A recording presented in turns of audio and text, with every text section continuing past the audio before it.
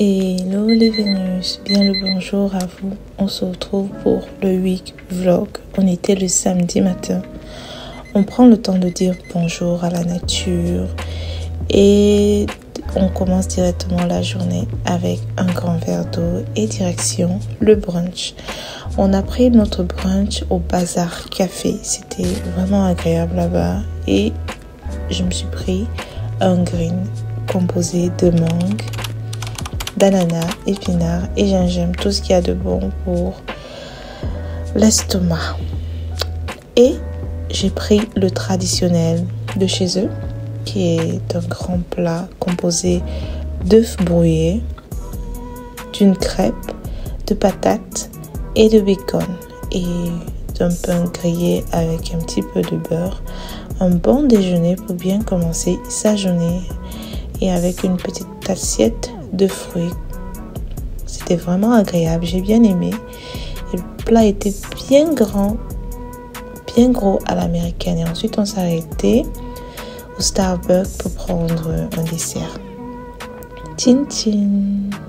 Et direction le Mont Royal, où on a fini la soirée à prendre un petit peu d'air avec ma belle-sœur, mon frère et leur chien Picasso. Il est trop adorable. Il me faisait peur au début, mais bon, il est cool. Donc voilà, la vue était magnifique. Lumière de partout. On sent bien qu'on est dans une grande ville ici.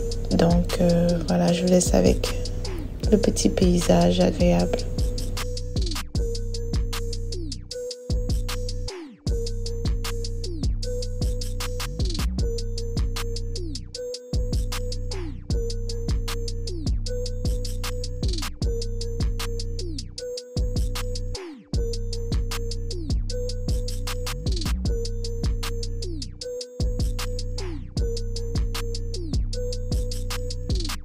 Et c'est reparti, on est le dimanche matin, on va encore bruncher, cette fois-ci au quartier latin chez Le Frier, je pense. Le Frier, leur menu est vraiment un petit peu drôle avec les expressions de la ville, genre je capote et tout ça, blablabla.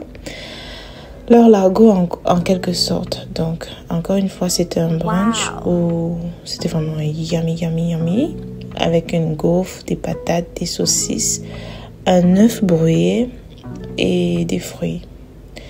Et cette fois-ci, je pense que j'ai pris comme boisson, je pars à Cuba.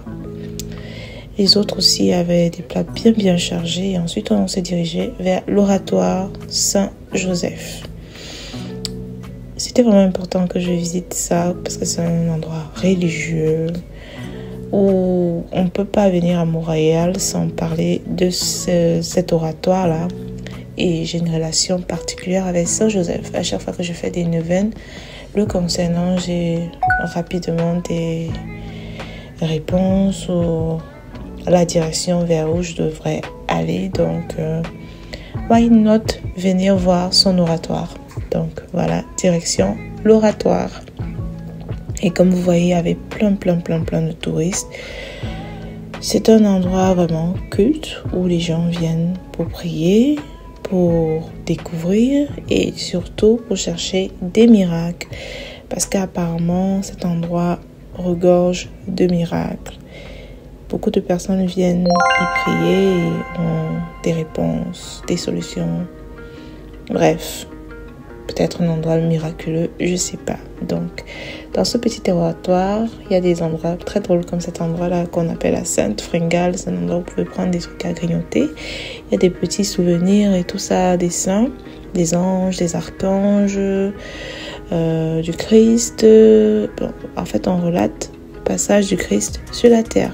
Là, c'est Joseph, Marie et leur fils, le Christ. Donc, voilà. C'est sur plusieurs étages où ensemble on va découvrir. On a quand même le temps de prendre une photo. Donc voilà, il y a une église où on peut venir se recueillir, entouré principalement de reliques Et également des apôtres. Les statuettes en bois que vous allez voir sur le côté, ce sont les apôtres. Donc voilà, c'est un endroit vraiment apaisant et surtout magnifique. Les yeux sont gâtés à découvrir de jolies choses. Vraiment, c'est un endroit à visiter si vous êtes à Montréal. Comme je disais, on relate le passage du Christ. Là, c'est le chemin de croix, des étapes qu'il a eu à traverser avant de finalement sacrifier sa vie pour nous. Pour ceux qui sont catholiques et tout ça, je pense que vous connaissez le chemin de croix. Donc, c'est à peu près ça qui est relaté sur ces images-là. Et on a toujours des petits messages à chaque petit coin, encourageants, qui apaisent. Comme je disais, là, ce sont les apôtres. Vu comme ça, c'est un peu effrayant. Là, on dirait qu'on est dans un film d'horreur ou quoi.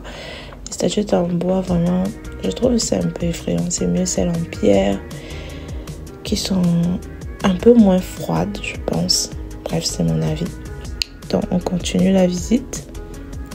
J'espère que vous appréciez ce style de vlog parce que c'est à peu près ce que je vais faire vu que je suis en vacances et j'ai envie de vous partager mon séjour. Et ensuite, on est entré dans une autre pièce où il y avait des bougies de partout avec des thèmes pour, je pense, qui concernent les intercessions de Saint Joseph. Généralement, c'est le travail, la maladie. Comme je vous disais, c'est un endroit miraculeux. Là, ce sont toutes les cannes des personnes malades qui sont passées par là. Ils ont eu le temps de conserver cela et de faire un mur pour représenter la guérison de ce lieu, en fait. Je sais pas si c'est comme ça qu'on dit ou quoi. Bref, comme je disais, vous pouvez venir implorer l'intercession de Saint Joseph ici pour la maladie, le travail, pour avoir une famille unie et tout ça. J'ai eu le temps de prier comme d'habitude pour ma reine parce que ça c'était un endroit où on pouvait prier pour les défunts et j'ai allumé une bougie pour porter mon intention. Donc voilà, si vous voulez vous pouvez faire un don, je sais pas, ça dépend de vous en fait, pour faire un don en ce moment. Puis on a cet endroit qu'on appelle la crypte. Le mur, on dirait qu'il pleure. Il y a de l'eau qui coule de temps en temps. Et apparemment, on a déporté la statuette de la Vierge à cet endroit-là, vu que c'est un endroit qui est consacré à son époux. Donc, on a ramené la Vierge à cet endroit-là. Et il y a beaucoup de gens qui prient pour leurs enfants malades, pour leur santé, pour leur handicap. Et tout ça, et apparemment, ils ont vraiment des réponses. Donc, voilà. Et l'endroit est vraiment frais, c'est apaisant. Vraiment apaisant à cet endroit-là. Et apparemment, Saint Joseph, avant de mourir, il a demandé à sa femme de lui venir en aide. Et il y a le petit message sur la statuette. Donc, voilà à peu près ce qu'on a à l'oratoire. Bien entendu, je n'ai pas tout visité vu que on était fatigué, mais peut-être j'y reviendrai encore, je sais pas, je verrai.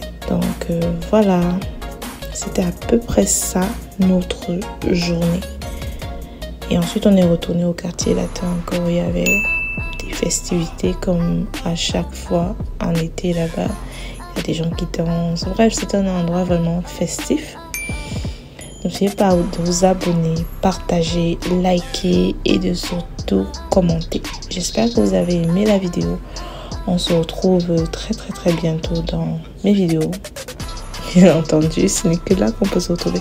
N'hésitez pas aussi à me suivre sur Instagram, Facebook et autres. Vous avez tous les détails en commentaire. Ensuite, on allait prendre une glace chez Icono Glace. Une crotte de licorne avec la papa, des perles, des biscuits. Bref, c'était hyper sucré, mais très bon. Je vous fais plein de bisous. Bye. Stop.